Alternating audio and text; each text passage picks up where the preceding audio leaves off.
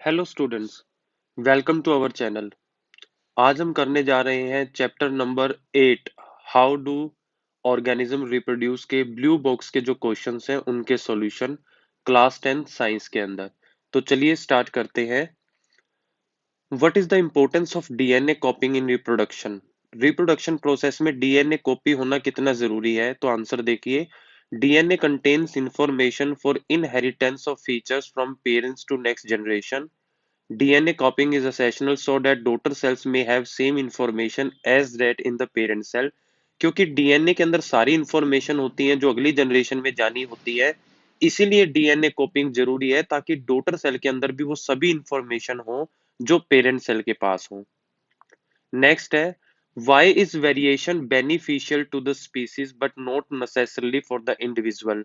जो बदलाव है वो जातियों के लिए तो अच्छा हो सकता है लेकिन एक अकेले इंडिविजुअल के लिए अच्छा या जरूरी नहीं होता। रीजन क्या है?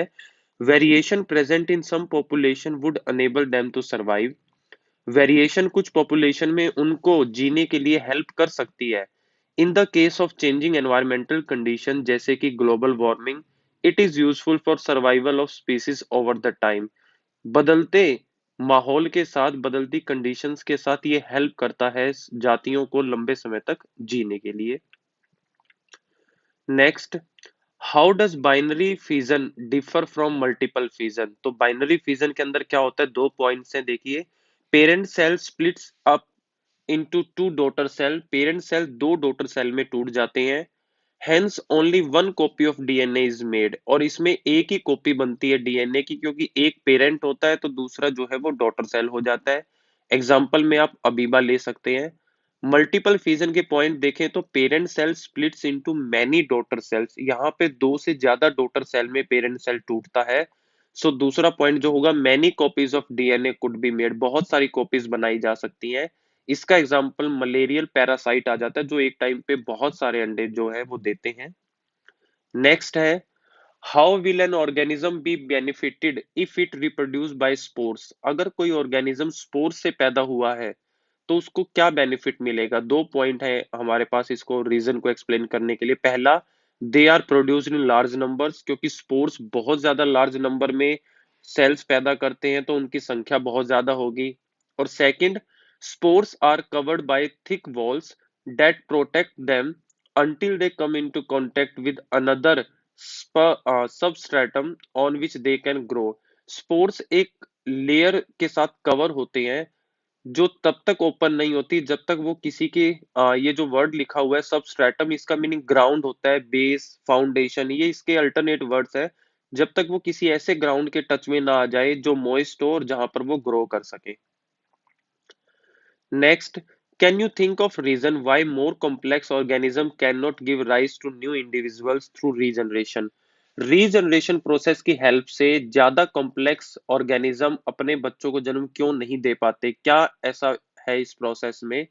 तो रीजन दो है देखिए। एक तो रीजनरेशन जो है वो रिप्रोडक्शन प्रोसेस नहीं है पूरी, क्योंकि इसमें ऑर्गेनिज्म जो है वो डिपेंड नहीं करते बीइंग कट अप। रिप्रोडक्शन के अंदर तो ये जरूरी नहीं है कि उनको काटा जाए। रीजनरेशन में भी ऐसा ही होता है कि आप सोचते हो कि किसी नए से जो है ऑर्गेनिज्म निकलने वाला है तो कटअप पे डिपेंड नहीं करते। दूसरा, it is not certain that cut up portion will be able to survive and give rise to new individual, और ये भी जरूरी नहीं है कि जो पोर्शन कटा है बॉडी का वो हमेशा नए ऑर्गेनिज्म को राइज देगा, यानी कि वो 100% जो है वो सर्वाइव करेगा। इसलिए रीजनरेशन को जो है वो कंसिडर नहीं किया जा सकता। Next, why is vegetative propagation practiced for growing some types of plant? Vegetative propagation को क्यों यूज किया जाता है? तो तीन रीजंस दिए गए हैं इसके। पहला, by this method plant can bear flower and fruit earlier than those produced by seed. इस मेथड से एक पेड़ जल्दी फूल और फल दोनों प्राप्त कर सकता है उन पेड़ों के कंपैरिजन जिनको बीज के द्वारा बोया गया हो। दूसरा, it also helps in propagation of plants such as banana, orange and rose that have lost the capacity to produce seed. इस मेथड से उन पेड़ों को भी उगाया जा सकता है जिनको अब बीजों से नहीं उगाया जा सकता, जैसे कि केले का पेड़, संतरे का पेड़ और गुलाब का पौधा, और जैस्मीन भी आ जाता है इसके अंदर। Third point, All plants produced by this method are genetically similar to parent plant to have its all characteristic.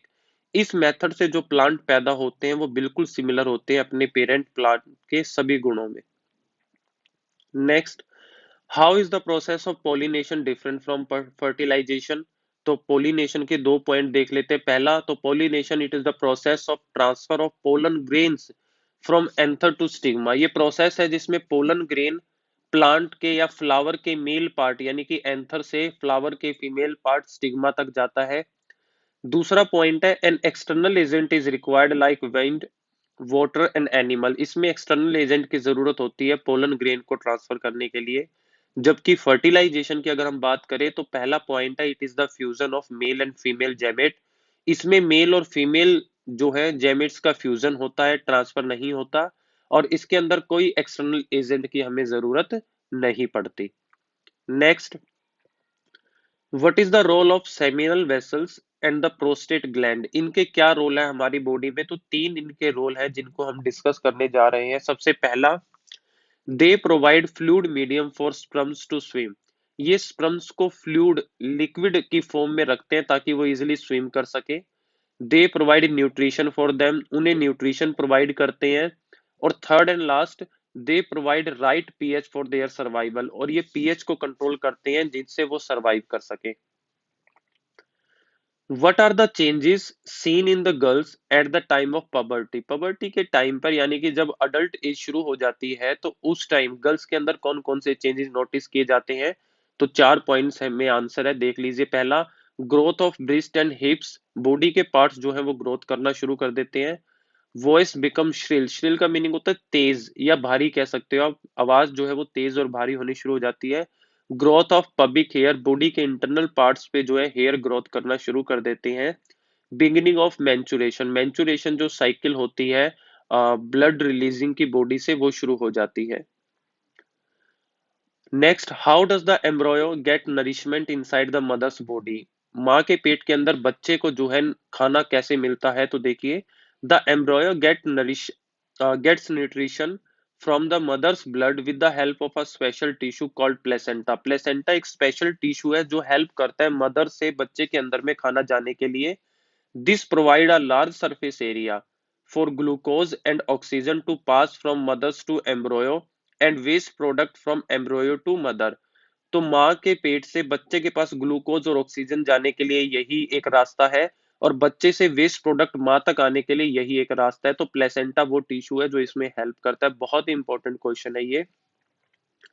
Last question है हमारे पास, if a woman is using a copper T will it help in protecting her from sexually transmitted disease. Copper T अगर कोई women use कर रही है तो क्या वो एसटीडी डिजीज जो होते हैं, सेक्सुअली ट्रांसमिटेड डिजीज, उससे बचा जा सकता है। तो आंसर देखिए, copper T is an device that does not allow fertilisation to take place. Copper T एक डिवाइस है जो फर्टिलाइजेशन नहीं होने देता, यानी कि पेट के अंदर एग नहीं बनने देता जिससे कि बच्चा पैदा ना हो। Since it does not provide any barrier against mixing of body fluids from two individuals. लेकिन ये दो बॉडी से अलग अलग आने वाले फ्लूइड्स को मिक्स होने से नहीं रोकता, इसलिए it act only as contraceptive, इसलिए सिर्फ एक गर्भ निरोधक तो काम करता है, but does not provide protection against STD, लेकिन सेक्सुअली ट्रांसमिटेड डिजीज से आपको नहीं बचा सकता। तो ये हमारे पास ब्लू बॉक्सेस के क्वेश्चन थे जिनके सॉल्यूशन हमने किए। चैनल को देखने के लिए आपका धन्यवाद। नेक्स्ट और जो चैप्टर्स हैं हमारे पास साइंस के, उनके ब्लू बॉक्स और बैक एक्सरसाइज के क्वेश्चंस को देखने के लिए और समझने के लिए कंटिन्यू चैनल को देखते रहे। Thank you.